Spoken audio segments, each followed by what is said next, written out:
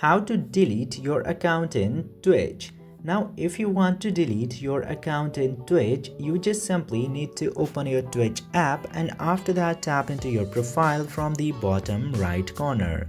After tapping in there, you need to select the option of gears, which will be in the top left corner. After tapping in there, you will see the option of accounts. Just simply select the option of account. Now from this page, if you permanently want to delete your Twitch account, tap to permanently delete account, then this page will appear in your screen. Now in here, you need to read through this paragraph carefully in order to know everything what happens when you delete your Twitch account.